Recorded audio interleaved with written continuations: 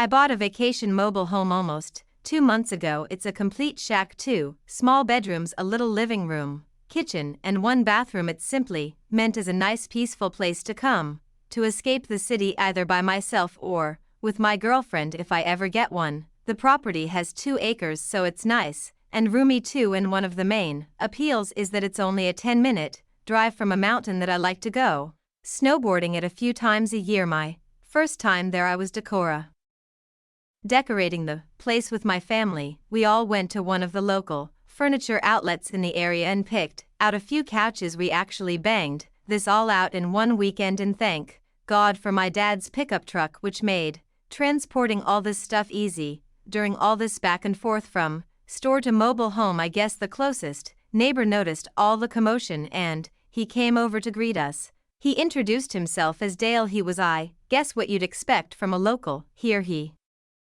had a thick Hudson Valley accent, and his dialect and mannerisms were obviously different than I guess a city folk are used to. Nevertheless, he seemed nice at first. We all introduced ourselves, though I knew I'd really be the one needing to get to know him since this was my property. After chatting with him for a while, we tried to resume unloading and bringing furniture into the home. He lingered for a while just watching us. My dad tried to converse more with him here and there. Eventually, though, Dale said goodbye and walked back up the road to his home. We left Sunday together, and the next time I went up there was 2 weeks later. I went alone this time just to bring more stuff up, like my snowboarding gear, and set up the Wi-Fi. I guess Dale saw my car pass by, because soon after I got there he knocked on the open door and stepped inside and said hello. I gave him a smile and told him to come in, which she already was. He told me the place was looking nice already.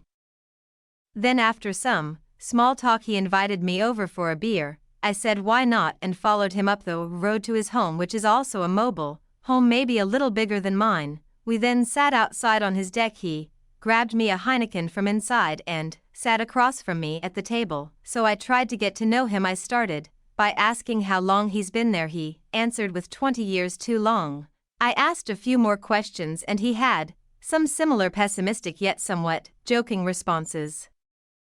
This kind of set the tone for the rest of the conversation, so he started asking me questions like what brought me here, where exactly I was from, etc. All the questions he didn't ask us 2 weeks earlier. I told him I'm from Queens and that I wanted a place to escape and to snowboard. I guess he didn't like my answer. I don't think. He started ranting about how a city folk are coming in and ruining polluting the place and littering everywhere. This turned into somewhat of a debate where I was trying to defend myself and other so-called city folk. I considered it a little debate until I saw how heated he was getting, and he started to actually raise his voice in his thick accent with his half-drank beer in his hand. This spiraled so out of control that at one point he said word for word, I don't know why y'all can't just stay where the you belong. I stood up and with a smile on my face said okay, I think I'm gonna head back now, thank you for the beer. He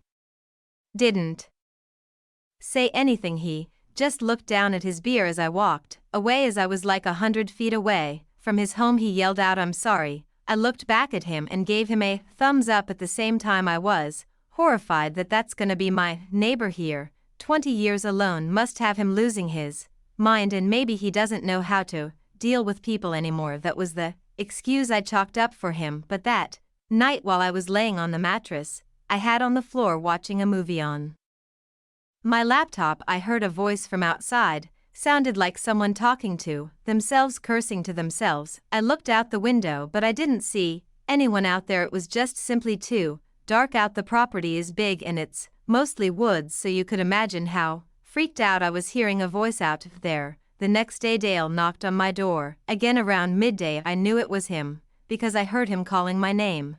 I didn't want to deal with him again. I stayed in my room. He had to have kept knocking for 5 minutes, which in itself was weird, and at one point he said, I know you're in there, your car is here. That freaked me out. The guy is clearly not normal by my standards, and he was already giving an early weird obsessive vibe. He finally left, or did he? I continued on the rest of my day, almost uncomfortable to go outside in fear he was out there nearby watching to see if I was actually home and ignoring him. After dinner I started watching another movie on the TV.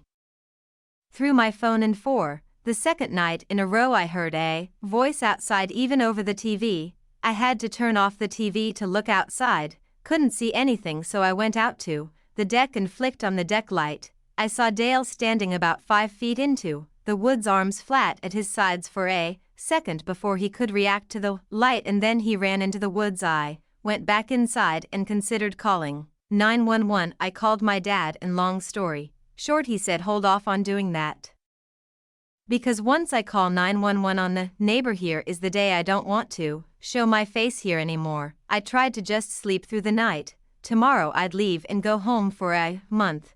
Within an hour of me laying on the mattress I heard Dale outside screaming, an angry voice, silly piece of __. I know you're in there, leave, no one wants you here. He sounded like he was in a drunken fit of rage, but this was officially the moment I realized my neighbor there is a complete psychopath.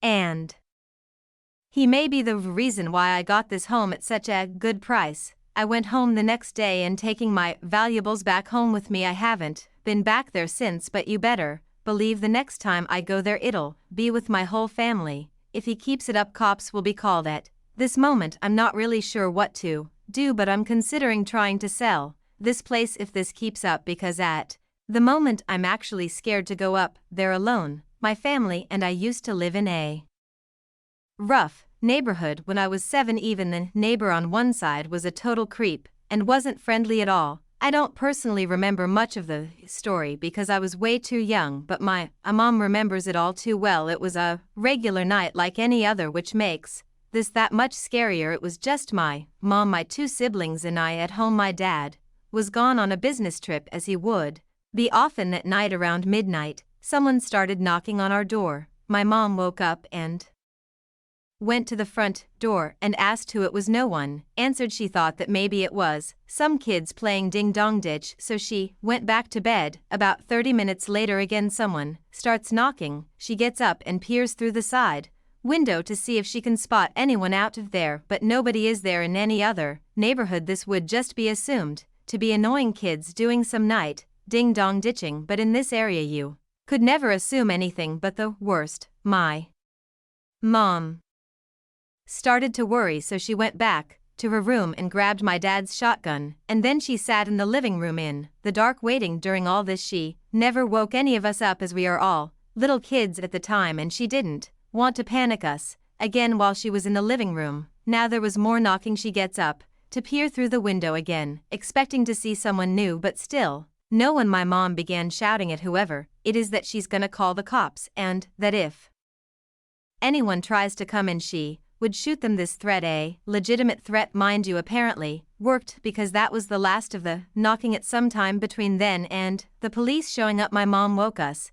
just to be safe in the case that something bad happens. At about 2 in the morning the police finally show up and do a quick search outside of her house while we waited inside. After their search they come in and tell my mom that they had found a piece of barbed wire about 4 feet long next to the front door and asked if it belonged to my mom. She said it wasn't hers and asked why. The cop told her it belonged to whoever was knocking on the door and that they were likely planning on strangling my mom with the barbed wire. When she opened the door to see who was knocking, they said that she was very smart to not open the door to see who was there, otherwise it could have cost her her life. The cops said they'd patrol the neighborhood until morning and do a thorough investigation once there was daylight. That morning as they were searching around the house they found footprints leading around to the back of the house, leading to my bedroom window. They had also found nicks in the window sill, where the person was trying to pry open the window to break in but failed.